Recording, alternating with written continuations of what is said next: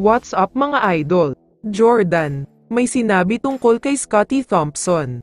Pero bago mo sana ipagpatuloy ang panonood mo, ay huwag mong kalimutan na mag-subscribe bilang suporta sa aking YouTube channel. Maraming salamat idol. Matapos ang napakarami at napakahirap na pinagdaanan ng Gilas, sa wakas ay sila na ang itinanghal na kampyon sa Asian Games, at sila na nga ang makakapag-uwi ng gintong medalya, matapos nilang talunin ang Jordan. Hindi madali ang pinagdaanan ng Gilas Pilipinas, dahil halos dumaan sila sa butas ng karayom, tatlo sa pinakamabigat at pinakamalakas na bansa sa Asia ang mga nakalaban nila, kaya isang history talaga ang nangyari.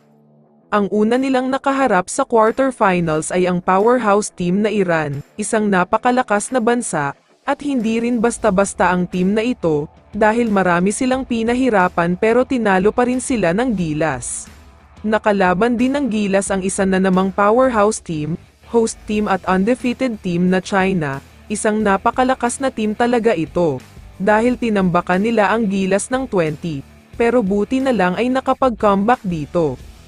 Ngayong finals naman, isang undefeated at powerhouse team na naman ang nakaharap ng Gilas Pilipinas, at ito nga ay ang bansang Jordan, na pinangungunahan ng kanilang malakas na naturalized player na si Rondae Hollis Jefferson. Pero hindi nga umubra ang mga undefeated teams na yan, dahil tinalo at nilampaso lahat yan ng Gilas Pilipinas, partida pa dahil mahigit isang linggo lang nabuo at nagsama-sama ang mga players at coaches, kaya sobrang nakakabilib talaga. Samantala, sa naging laban nga ng Gilas at Jordan, may inamin ang mismong coach ng Jordan tungkol kay Scottie Thompson. Ayon sa coach nila, masyado daw magaling sa mga hustle plays itong si Scottie Thompson. May mga game plan nga daw sila para lang mapigilan ang mga ginagawa niya. Pero ibang klase daw talaga siya, hindi daw siya nakafocus sa opensa. Pero ang dami naman niyang nagagawa dahil sa mga hustle plays niya. Sobrang special nga daw itong si Scottie Thompson. At naniniwala sila na malayo pa ang mararating nito, lalo na kung ipagpapatuloy niya ang ganitong sipag at tiyaga na ginagawa niya sa court, madaming team pa nga daw ang papahirapan niya.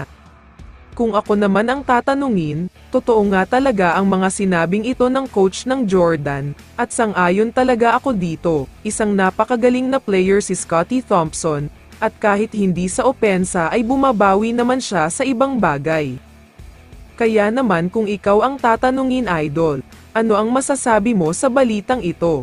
I-comment mo naman ang sagot mo sa tanong na ito. So dito na nagtatapos ang video na ito. Maraming salamat sa pagsuporta at panonood mga idol. Ingat at bye-bye.